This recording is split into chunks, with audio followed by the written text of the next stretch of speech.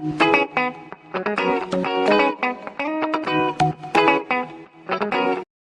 welcome back to another Visual Guy podcast with Mr. Daniel Gordon, Mr. Christine Bergie. Hello guys, how are you doing? I'm not so bad, mate. Oh, Chris has given me our first one is Aliens for the news. But put the news aside at one point, as I just said to Chris as he was making me what turned out to be quite a delicious cup of coffee there, Chris. You're very welcome. You're very welcome. I said to him, it's been a beautiful week for Marvel movies. We'll jump on this, so there'll be three different sections of this podcast. We'll just go with the first one. That's my lip salve. It's very dirty from wet sand. It's a little twister. Yeah. Let's twist again. To get the like we did last time. somebody said at work, do I put Pritt stick up my bum and twist it? Yeah. I don't even know if that would work. Dunno. It's not clean enough. No, part one we'll get over and done with it quickly because I've done a film review on it. But it was Spider-Man Into the Spider-Verse, and it was a Spider-Man story, which Chris was actually happy with because he's not the biggest Spider fan and the Spider story lover. It was shit. No, it wasn't. You liked this film. I did. I enjoyed it. I think the effects were brilliant. I think they looked awesome. The nice different colours.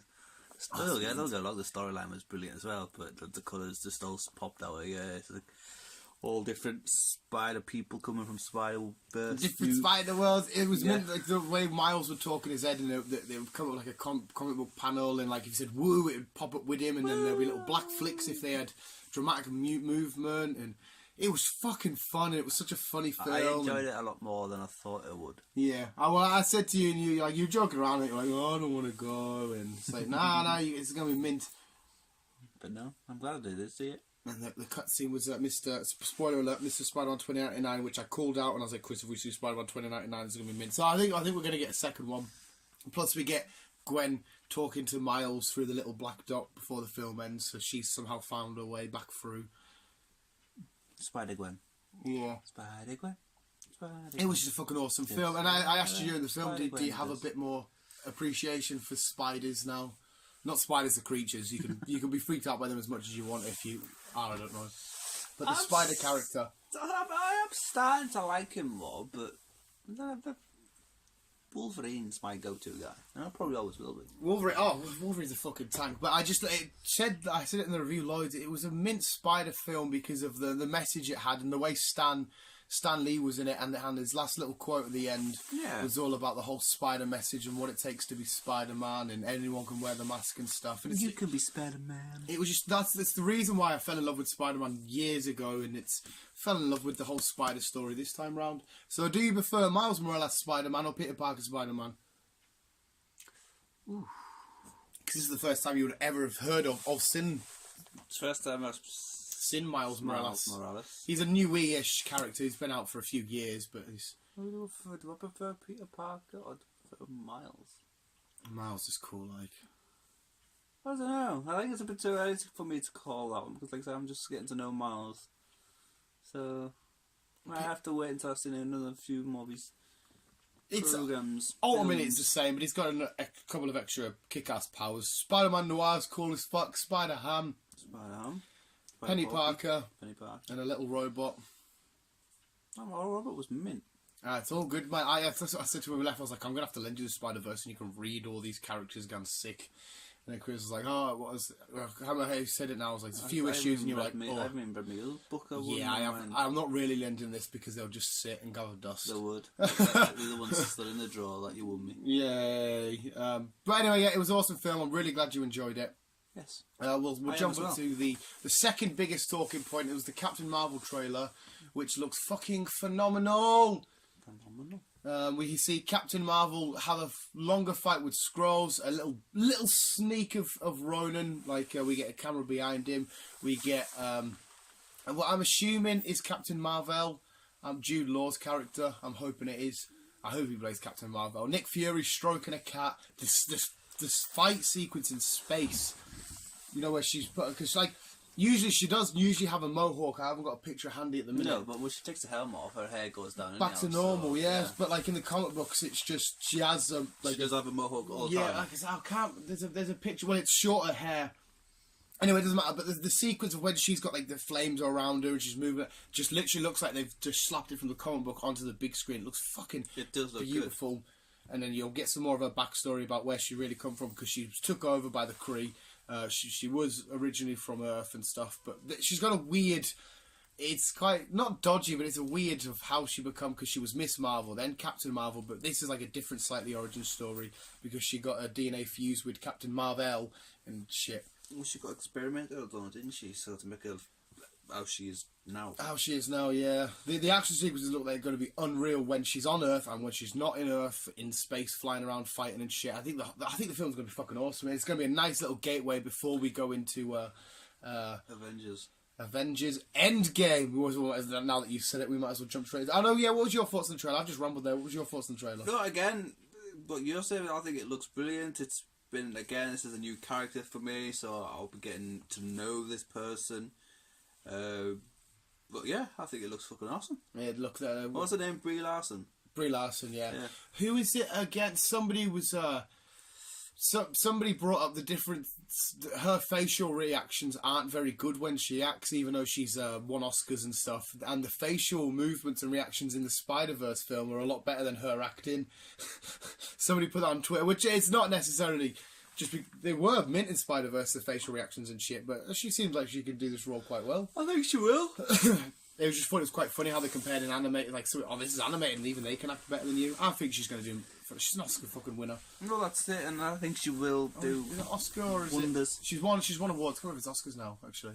But yeah... It's new. It's good timing for, obviously, her to bring her Marvel film out. And then, obviously, we got Avengers. Apparently, the leak was Annihilation, but like me and you picked up, it says that doesn't make much sense being Annihilation. That would have been the last film. It's Endgame, which Mark Ruffalo did leak the name. It says that the title has been used in a film before, and of course it's been used in a film because Doctor Strange himself says we're in the Endgame now. So that's where he was getting the leak from. I think he's still fired, which is really shit. But yeah, okay, I've done a huge breakdown. I've got one key thing, a bit of visualization, which I've said in my little... I've made a video on breaking the trailer down, you can go watch now. But what did you think of trailer? Well, I'll start off with poor lonely Tony in space. Hey. He won't be lonely. Well, no, but he's floating about somewhere up there, talking to his little mask. little half smashed up. Yeah. There's running out of food, oxygen. Yeah, it says, doesn't it? I'm going to run out of oxygen by tomorrow morning. Yeah. And then we have a pan to Captain America. Steve. Good old Steve. Figuring out what we do, and I see Bow and Arrow guy, Hawkeye. Bow and Arrow guy is officially confirmed as Ronan. Yeah, is he? Yeah, well, yeah, it's like, there's a character called Ronan. He's just Hawkeye, but he's like a fucking badass ninja and shit. But what I really, really loved about this trailer, and I've watched this, I couldn't even tell you how many times I've watched this trailer now. I've only watched it once. Oh, mate, fucking hell. Tony shouldn't be alone because obviously he was left on Titan with Nebula, and they're going to be on the, where's my notes? Where about Nebula? Yeah, that's what I mean, he should be with Nebula. So where does Paul, how come Paul turns up at the door? We're going to get to this, this. Because he just like... Is that in the past? Is that in the future? Nah, it's this life. He's at the front door. We'll finish off with Tony because we only see him at the start of the trailer and that's it. But he's on the Benatar, which is the Guardian ship from Volume 2, which they used to get on Titan. And so he's getting away. I can't quite piece out how they're going to get Tony from space and then because Nebula might be fine, okay, because she's more or less more robot. Yeah. So she might not need water. She might not need food. I've already talked about all this today anyway, but I'll talk about it again. I love it. She might be fine. What time are we on? So I know how long I'm going to fucking keep my mouth rumbling for. But unless Captain Marvel isn't in quantum realm trouble or anything like that, because I think she must be trapped somewhere because she should have been on Earth fighting Thanos the first go around. So unless she's miles away, she gets the message off Fury and she has to whiz back through and bump into him. She does get the message of Fury in the last film and then before he fades away. So wherever she's at... she must be making her way. She must be working her way. And she surely has to bump into Stark and be like, oh shit, who's this bloke? She has to, because who else in space right now can help them? Well, there'll be the Guardians all up. Well, Rocket Raccoon's left, he's on Earth. True. I guess on Earth. Oh, they're all on Earth. Exactly, they're all either gone or on Earth.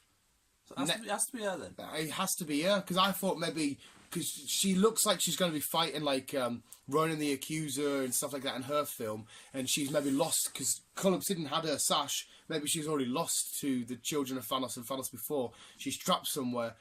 We don't know. It's hard to say because we haven't seen Captain Marvel yet, so we don't know what the fuck's going on.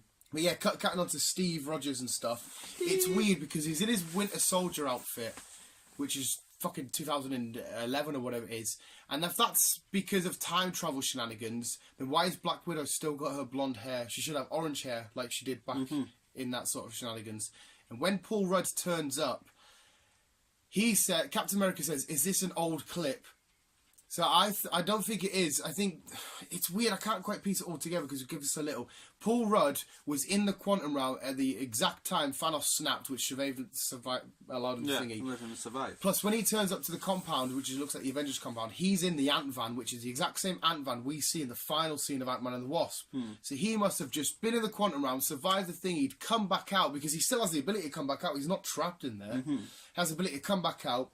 He's got the access to the quantum realm in the back of his Ant-Van. He's took it to where Captain America is, and then he's saying, "Listen, I've been told about these cloud thingies, these time clouds inside of the quantum realm. I've got this van here with all this stuff in it. Do you want to sort out some sort of plan?" Because I don't know, Paul Rudd seems quite comedic, and he's like, "It's not me. Do you remember me?" And I'm like, "You should be taking this a little bit more serious." I don't know. So that's how they're going to piece it together. I just can't work out why Cap's in that outfit.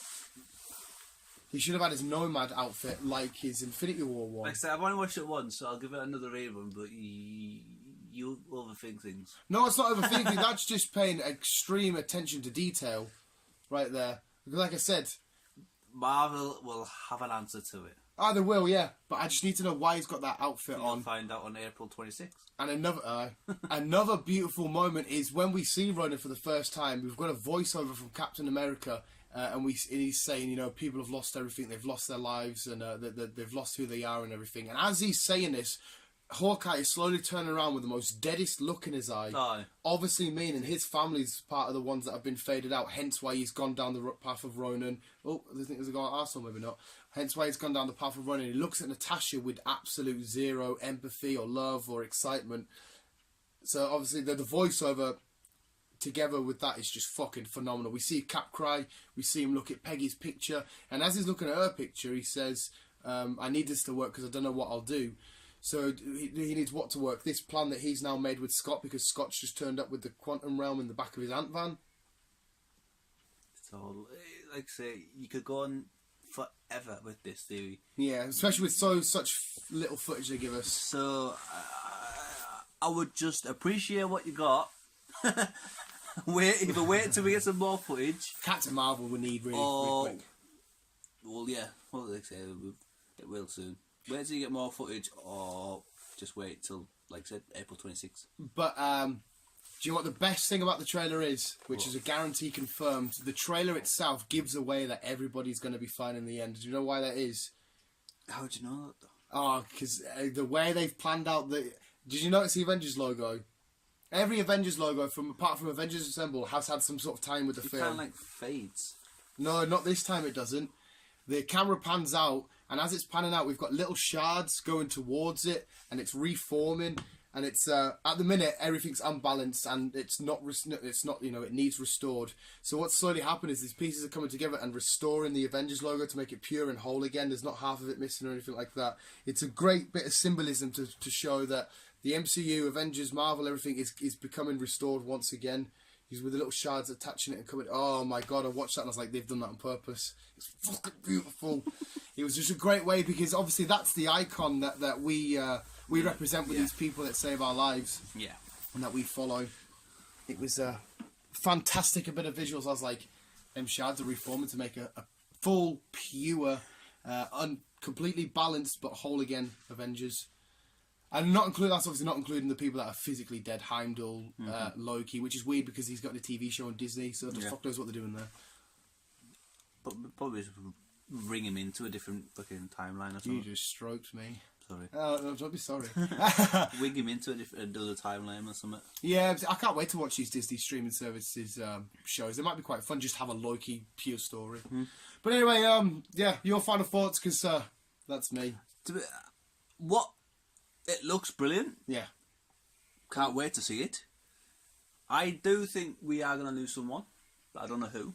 We are going to lose people, definitely, but ultimately we're going to win in the end. But